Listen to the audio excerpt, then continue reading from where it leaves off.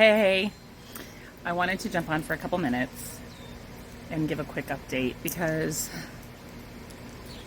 things are interesting here, to say the least. So, we quick back up a couple weeks ago. A small tornado came through the area. Along with that tornado came horrible winds, damage to homes, properties. It's been nothing but cleanup for a lot of people lately. Power outage. Some people lost power for like 7 to 10 days, something to that effect. We were blessed in the fact that we only lost it for 24 hours. So big storm. It was considered a catastrophic event or catastrophe claim when I talked to insurance. So things were supposed to go pretty well. Smoothly for the most part, because this is not something that anyone had control over, right? So we went about our business. Of course, we had several inches of water in the basement because of the loss of power. The loss of power brought the loss of our sump pump, and therefore the water filled up. Now, water also came in from the windows in the back of the house. The water came in the ceiling through the in the living room and the living room and master bedroom ceiling through the roof because the shingles were pulled up. There's hail damage. Some of the shingles were cracked. It's interesting, like the way they explained that we didn't lose the shingles. One second. So we didn't lose shingles, but what they did is they kind of lifted up, and kind of like when you take the claw part of the hammer and try and remove a nail. That's what these did. This lifted those nails off of some of the roof parts. Blew away screens. That part, that kind of thing, on the one side of the porch completely was torn off. The porch flooring itself was messed up. It lifted and bowed and stuff. So we had quite a bit of damage, including what was in the basement. So our first call was to the insurance company the next day. Not even the next day. Yeah, it was the next day because we had no power that day for a long time. So the next day, I called the insurance company and they were like, "Oh, catastrophe claim, so on and so forth. Things are going really well. They're supposed to have a little bit more leniency, and so on and so forth. So no big deal." The first step was to call the mitigation team to get the basement dried. So we lost power for just under 24 hours. So the sump pump stopped working. When the sump pump stopped working because of let me clarify. The sump pump didn't work. Not a failure of the sump pump, a failure of electricity due to a tornado coming through the area. So water filled up in the basement. As soon as the power kicked back on, that sump pump within minutes had that basement empty with the water that was stuck in there. But it left the damage behind, of course, the floors, there's some bedrooms we have down there. There's storage down there. There was a play area down there. So flooring, toys, we lost the furniture down there. We lost a lot of stuff. So fast forward, calling the mitigation team. They start drowning out the basement. I think those machines were here 7 days, 10 days. It seemed like forever. And it was very loud. You remember that little video? Just scroll back down a few videos and you'll see how loud it was. The quote to come in for that mitigation team was around 11 grand. That doesn't include the loss of what was downstairs. So, okay, so Easton wanted to come back out with me, and I've got my headphones on. I had to run with the kids to the doctors. So here we go. Where did we leave off? The mitigation team brought in the machines to dry out the basement, and then he's playing with slime. It is color changing slime, which is super cool. And then there was the hauling out of all the stuff. Okay. All right, sit there, buddy. It's okay. I have a video of me. And then, okay, so there's that. So that came in, that quote came in. We're still working on quotes for the roofing. We're working on quotes for the inside damage to the ceilings and the walls.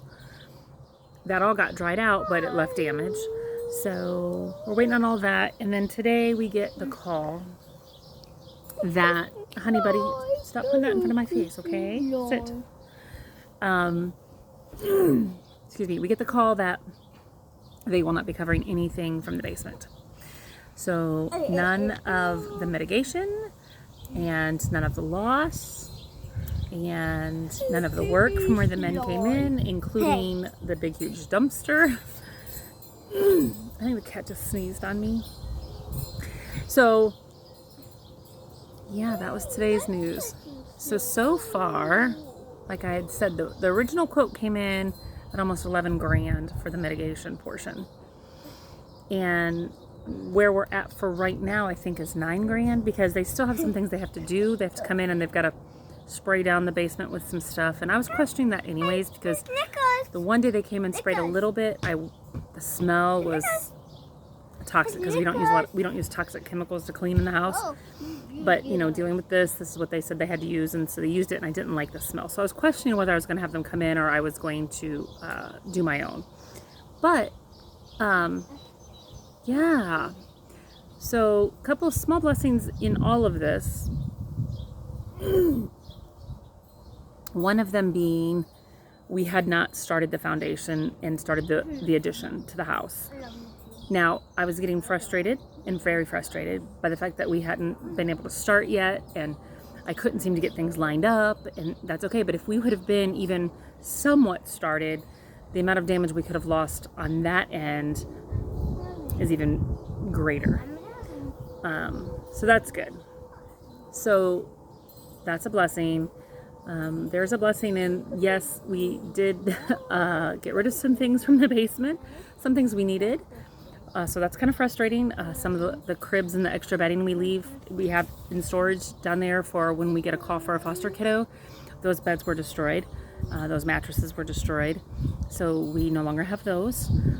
So actually I did get a call for an emergency placement that we had to turn down because I didn't have a bed, because it was one of them that was in the basement.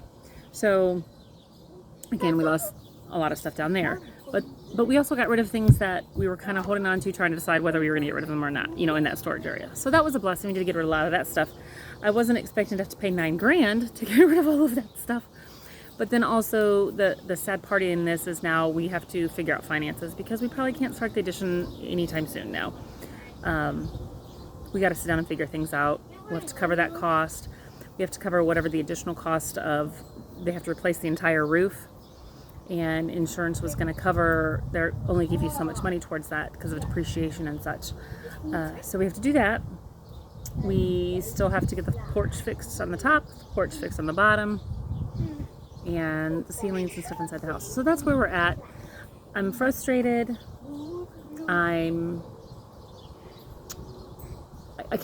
The bottom line is, the reason they're not wanting to cover it is because the sump pump didn't work. Well, the sump pump didn't kick on because we had no power. It wasn't a failure of the sump pump. And so the insurance doesn't want to cover it because we didn't have, it's not called a rider, they call it something else, but it's like this little extra policy to cover the sump pump. We've been in our home for 10 years. We've never had a flood, and we don't ever recall them even offering us a sump pump coverage. So when I spoke to the insurance people again, because there's been a lot of talk over the last couple weeks. Mama, there's something moving. Oh, it's a Japanese beetle, buddy. I told her that I don't ever recall. Mama, why would we not have offered? It wound up being like, what does Japanese people do? Japanese beetles. They like to eat our leaves, actually. So that's not cool. Maybe we can feed them my leaves. Okay, buddy. Hold on a second. So anyhow, so I told her, I don't ever recall them having even offered that, because it turned out to be something like $80 extra a year, or maybe $80 half a year or something. It's minimal. I mean, it's going out to dinner one time in a week. You know what I'm saying? You just had to give up. I don't ever recall that. So, and we sit up a little high. Our home has a little bit of a slope. Our property has a slope. So flooding, if it was offered as a flood, we'd been like, no, what do we need to flood for? We're sitting on top of a little hill. But anyways, so that's a frustrating aspect. And again, the sump pump works perfectly fine. There was no power, because there was no power for thousands upon hundreds of thousands of us here where we live. Yeah, So that's an update. But you know what? We're just gonna keep praising, because through all of it, there is a purpose, there is a plan, and there's color changing slime. Through all of it, there is a purpose and a plan, and I may not know it now. We may not know it now, but you know, some things have to be put on hold, and we'll just keep moving forward as we can. Yeah, that's it. So, just thought I'd give a quick update. As frustrated as I am still very much blessed. Everyone's safe. We lost things, and that's all they are things. And Japanese beetles. And Japanese beetles, he said. We didn't lose those, unfortunately. So, all right. Thanks for listening. Talk to you whenever. Bye. Japanese.